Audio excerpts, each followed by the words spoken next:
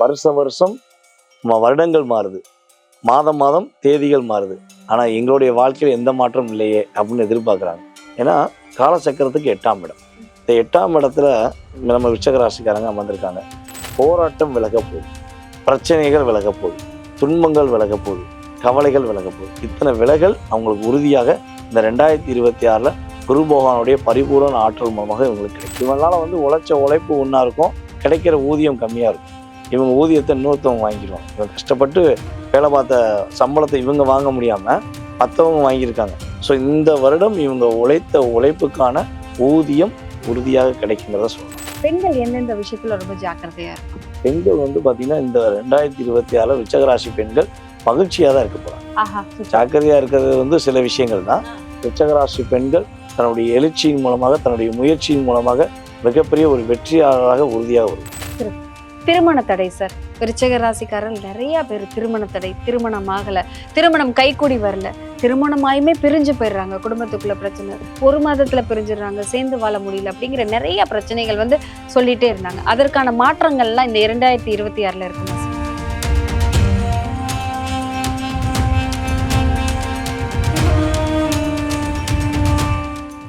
வணக்கம் சார். வணக்கம். தொடர்ந்து 2026 ஒவ்வொரு ராசிக்காரர்களுக்கும் எப்படி இருக்குன்னு பார்த்துட்டு இருக்கோம். இதுல குறிப்பா ரொம்ப முக்கியமா விருச்சிக ராசி, எப்ப பார்த்தாலும் எங்களுக்கு கஷ்டம் தான், நாங்க நினைக்கிறது எதுவுமே நடக்க மாட்டேங்குது, வாழ்க்கை ஃபுல்லா ஓடிக்கிட்டே இருக்கோம், எங்களுக்கு ஒரு திருப்பமே வர மாட்டேங்குது, கஷ்டம் அப்படின்னாலே விருச்சிக ராசி அப்படிங்கிறது தான் நிறைய பேர் சொல்றாங்க. விருச்சிக ராசிக்கு எதுவும் மாற்றம் இருக்காதா, விருச்சிக ராசிக்கு கேட்டு சொல்லுங்க அப்படின்னு சொல்லி கமெண்ட்ஸ்ல எல்லாம் போடுவாங்க.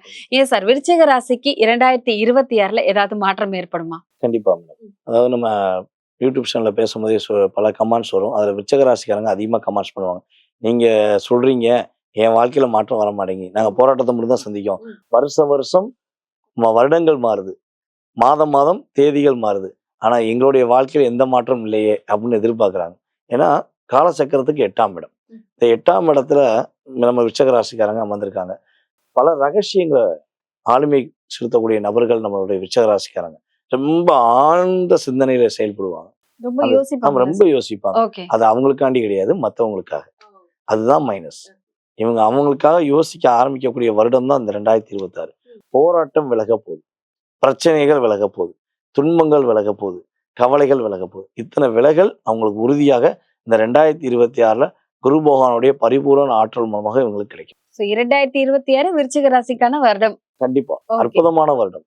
ஒரு மாற்றத்தை பெறக்கூடிய, ஒரு போராட்டத்தை தூக்கி போட்டு ஒரு நல்ல ஒரு மகிழ்ச்சியை சந்திக்கக்கூடிய வருடம்னு சொல்லுவோம். சிறப்பு. பொருளாதார ரீதியா என்ன மாற்றங்கள்லாம் இருக்கும் சார் உங்களுக்கு? பொருளாதார ரீதியாக பாத்தீங்கன்னா இவங்க எங்கேயாவது ஒரு இடத்துல பணம் கொடுத்து ஏமாந்துருப்பாங்க, ரொம்ப லாக் ஆயிருப்பாங்க.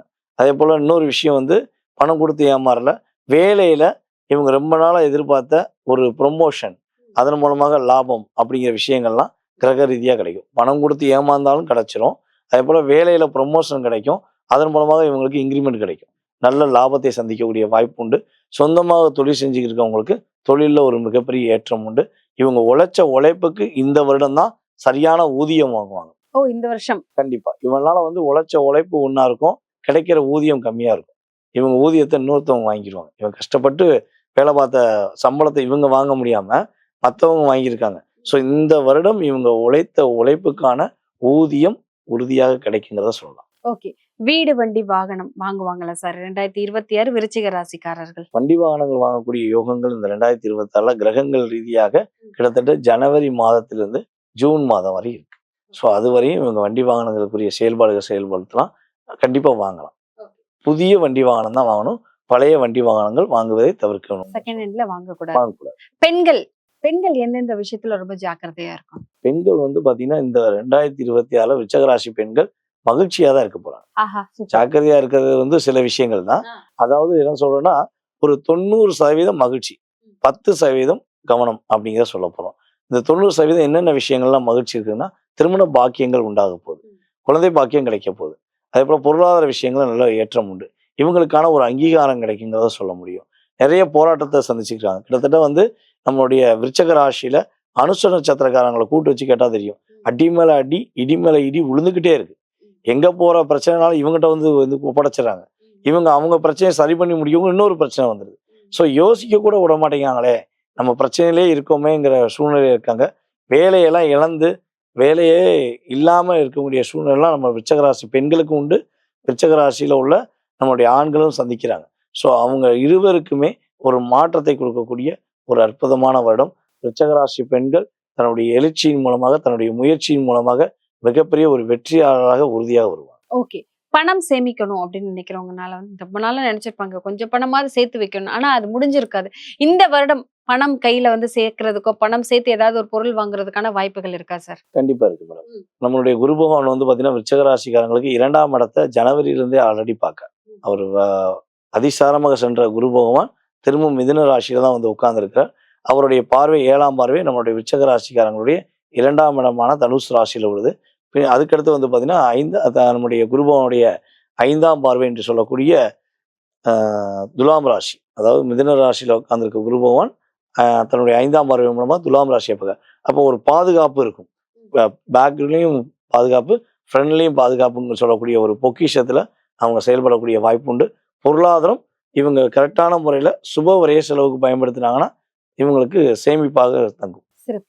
திருமண தடை சார். விருச்சிக ராசிக்காரர்கள் நிறைய பேர் திருமண தடை, திருமணம் ஆகல, திருமணம் கைக்கூடி வரல, திருமணமாயுமே பிரிஞ்சு போயிடுறாங்க, குடும்பத்துக்குள்ள பிரச்சனை, ஒரு மாதத்துல பிரிஞ்சிடுறாங்க, சேர்ந்து வாழ முடியல அப்படிங்கிற நிறைய பிரச்சனைகள் வந்து சொல்லிட்டே இருந்தாங்க. அதற்கான மாற்றங்கள்லாம் இந்த 2026ல இருக்குமா சார்? உறுதியாக.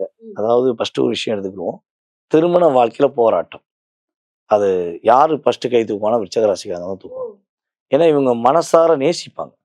சந்திரன் வந்து வலிமை இழந்த இடம் நம்மளுடைய விருச்சிக ராசி. அப்ப விருச்சிக ராசியில வந்து சந்திரன் வலிமை இழந்தனால தான் இவங்க இயல்பாகவே அன்புக்கு இயங்கிறாங்க, அன்புக்கு கட்டுப்பட்டுறாங்க, அன்புக்கு அடிபணிஞ்சுறாங்க. ஸோ அந்த இயக்கத்தை எல்லாருமே சுயமாக அதை வந்து ஈஸியாக பயன்படுத்திக்கிறாங்க. காதலில் மாட்டி சிக்கி தவிக்கிற ராசியில் விருச்சிக ராசியை கொடுக்கலாம். நிறைய பேர் காதலில் ஏமாந்துருப்பாங்க. நிறைய அதுவும் இந்த கிட்டத்தட்ட இந்த 2023 காதல் தோல்வி விருச்சிக ராசிக்காரங்க அதிகமாக அது எல்லாருக்குமே வரும். அதுல அதிக சதவீதம் அப்படின்னு பார்த்தீங்கன்னா விருச்சிக ராசிக்காரங்க. ஒரு படத்துல கூட காட்டியிருப்பாங்க நம்ம விருச்சிக ராசிகளுடைய நிலைமையை. எப்படின்னா நம்மள கமலஹாசன் சாரும் ரேகா சாரும் மேமும் மலை மேல இருந்து குதிக்கலாம் ட்ரை பண்ணுவாங்க. நீ நான் இனிமேல் வாழ வேண்டாம், குதிச்சிருவோம், இந்த காதலுக்காண்டி தியாகம் பண்ணுவோம்பாங்க. கடைசியில் உளுந்தது நம்ம ரேகா மேமா இருக்கும், தப்பிச்சது கமலஹாசன் இருப்பாங்க பார்த்தீங்களா. அதே மாதிரிதான் நம்மளோட விருச்சிக ராசிக்காரங்களை காதலில் சிக்கி தவிச்சிட்டு தன்னுடைய வாழ்க்கையை முடிச்சுக்கலான்னு பிளான் பண்ணும்போது 2 பேரும் சேர்ந்து எடுப்பாங்க. அவன் பார்ட்னர் தப்பிச்சிருவாரு, இவங்க மட்டும் தன்னுடைய பொருளாதாரத்துல இழந்துருவாங்க, சந்தோஷத்தை இழந்துருவாங்க, வாழ்க்கையில உயிர் மட்டும்தான் இருக்கு, வேற எல்லாத்தையும் இழந்துட்டேன்னு சொன்னா விருச்சிக ராசியா தான் இருப்பாங்க. அந்த அளவுக்கு இருக்கும். சோ அது நிலை மாறப்போகுது கடந்த காலங்கள். விருச்சிக ராசிக்காரர்கள் என்ன விஷயத்துல ரொம்ப ஜாக்கிரதையா இருக்கணும்? இந்த 2026ல நம்ம விருச்சிக ராசிக்காரங்க வந்து என்ன விஷயங்களை கவனமா இருக்கணும்னா, ஃபர்ஸ்ட் ஒரு விஷயம், உங்களுடைய கடன் சம்பந்தப்பட்ட விஷயங்களை நீங்க கவனமா இருக்கணும். வாங்கக்கூடாதா சார்? கடன் புதுசா வாங்கக்கூடாது. சரி. இருக்கிற கடனை அடைக்கிறதுக்கான வழிமுறைகளை மட்டும் இவங்க ஃபாலோ பண்ணணும். புதுசா கடன் வாங்கினாங்கன்னா மாட்டிக்கிடுவாங்க. இது இவங்களுக்காகவும் வாங்கக்கூடாது, பிறருக்காகவும் வாங்கி கொடுக்க கூடாது, ஜாமீன் கையெழுத்து போடக்கூடாது. இந்த 3 விஷயங்களையும் கவனமா இருந்தாங்கன்னா இவங்களுக்கு இந்த 2026 ஒரு வெற்றிகரமான ஒரு அற்புதமான வருடமாக இருக்கும். விருச்சிக ராசிக்காரர்கள் இந்த 2026ல எந்த தெய்வத்தை வழிபட்டா அவங்களுக்கு ரொம்ப சிறப்பா இருக்கும்? விருச்சிக ராசிக்காரங்க இந்த 2026ல அவங்களுடைய வீட்டு பக்கத்துல இருக்க சிவன் கோயில உள்ள பைரவரை வழிபாடு செஞ்சால் இவங்களுடைய அதாவது சிவன் கோயில உள்ள கால பைரவர் கால பைரவர் 2 பேருமே ஒண்ணுதான். ஸோ நம்ம கால பைரவர்னு சொல்றதுக்கான காரணம் என்னன்னா, காலத்தை மாற்றி அமைக்கக்கூடிய சக்தி கால பைரவருக்கு உண்டு. அப்ப இவங்களுடைய வாழ்க்கையை மாற்றி அமைக்கக்கூடிய சக்தி கால பைரவருக்கு உண்டு. ஸோ அப்ப கால பைரவரை, சிவன் கோயில உள்ள கால பைரவரை இவங்க முழு மனதோடு கைப்பற்றி கொண்டால், அவரை வழிபாடு செஞ்சால் இவங்க லைஃப் ரொம்ப பிரகாசமா இருக்கும். ஒவ்வொரு ஞாயிற்றுக்கிழமையும் இவங்க வந்து காலபைரவருக்கு போய் நல்லெண்ணெய் தீபம் போட்டு மனசார வழிபாடு செஞ்சாங்கன்னா இவங்க லைஃப் மகிழ்ச்சிகரமான ஒரு வெற்றிகரமான வருடமாக இருக்கும். சிறப்பு. இத்தனை நாள் வருத்தப்பட்டு இருந்த விருச்சிக ராசிக்காரர்கள் 2026க்கு அப்புறம் கவலையே பட வேணாம், உங்களுக்கு கால பைரவர் துணை இருக்கிறார். கால பைரவரை போய் வழிபட்டா போதும், எல்லாமே எல்லா கஷ்டங்களுமே நீங்கி எல்லாமே நல்லபடியா நடக்கும் அப்படின்னு சொல்லியிருக்கீங்க. தொடர்ந்து பேசலாம். நன்றி சார். நன்றி.